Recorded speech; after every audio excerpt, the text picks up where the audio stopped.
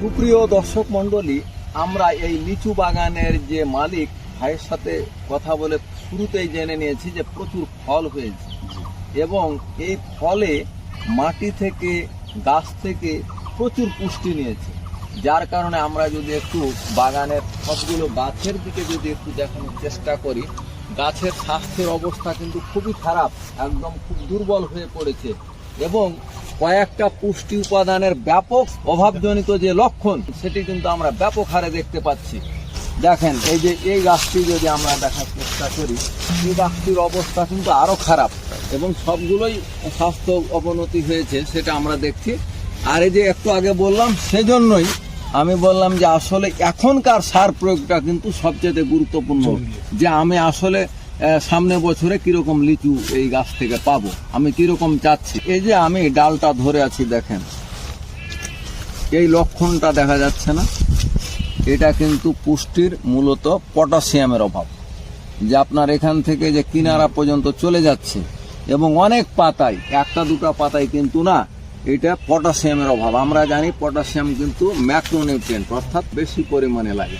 এই যে এটা থেকে আমরা যদি দেখি, এখানে দেখেন এই যে লক্ষণটা, এটা কিসের লক্ষণ? এটা মূলত ফসফরাসের লক্ষণ, যেইটার জন্য আমরা টিএসপি বা ডিএপি প্রয়োগ করে থাকি। এই লক্ষণটাও কিন্তু কম না, দেখেন এই যে প্রত্যেকটা পাতায় বলা যায় যে এই লক্ষণটা আছে, তাই না? এই লক্ষণটা আছে, এই যে এখানেও আছে এবং এটা বেশ প্রকট। ফসফরাস এটাও কিন্তু ম্যাক্রো উপাদান, অর্থাৎ বেশি পরিমাণে লাগে। আপনি আগে বছরে কয়বার সার দিতেন? আগের বছরগুলোতে একবার করে দিতাম লিচু ভাঙা।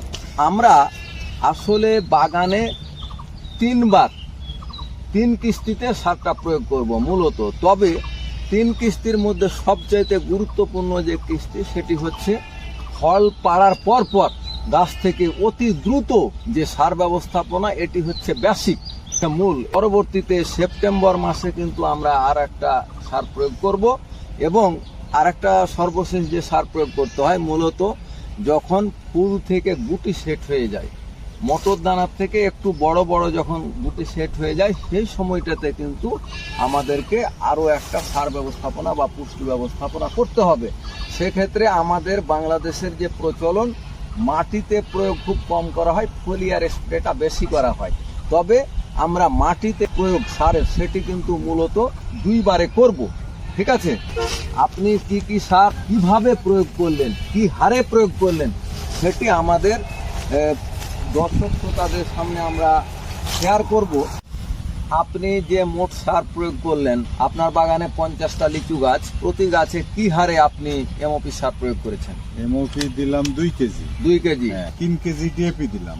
জি। Gypsum 1.5 KG. 1.5 কেজি, এটা ঠিক আছে। 1.5 কেজি, আরো হাফ কেজি দিলে ভালো হতো। আর আপনি যে এগুলা কি দিয়েছেন? Boric acid. বোরিক অ্যাসিড আপনার গড়ে আমরা হিসাব করে দেখলাম আপনি 2 কেজি দিয়েছেন টোটাল। সেক্ষেত্রে প্রত্যেকটা গাছে 40 গ্রাম পড়ছে, আর 10টা পড়লো 60 গ্রাম। আর ম্যাগনেসিয়াম সালফেটটা আপনি মিক্স করেছেন, এটা দিতে বলেছিলাম। জৈব সার দিয়েছি মোটামুটি, গোবর সার যেটা, জি, 40 কেজি। 40 কেজি, হ্যাঁ। আর জৈব সার দিয়েছি মোটামুটি 3 কেজি। দানাদার দিলাম, যেহেতু জৈব সার দিয়েছি, গোবর সার দিয়েছি, পোকামাকড়ের জন্য এটা কাজ করবে। জি। আর পাশাপাশি এই ফিপ্রোনিল গ্রুপের যে কীটনাশক, সেটি ক্ষতিকর নেমাটোডকেও দমনেও কিন্তু সাহায্য করে। হিউমিক অ্যাসিড, মানে যাতে গাছের নতুন যে শিকড় তৈরি হয় এবং হচ্ছে যে উপকারী যে অণুজীব, সেগুলোর জন্য যেন ভালো হয়। এবং কোনো ইউরিয়া দেননি? আমরা জানি যে ডিএপিতে ইউরিয়ার উপাদান যে নাইট্রোজেন, সেটা 18% থাকে, সেখান দিয়ে কাভার হয়ে যাবে।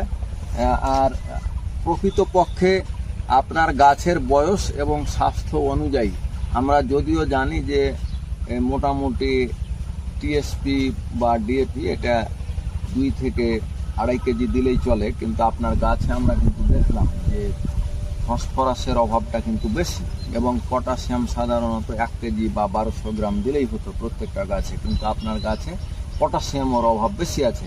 যার কারণে আমরা বাস্তবতা দেখে গাছের যে স্বাস্থ্য, গাছ আমাদেরকে তার লক্ষণ দিয়ে যেটা বোঝাচ্ছে, সে অনুযায়ী আপনার এই সার প্রয়োগ ঠিক আছে।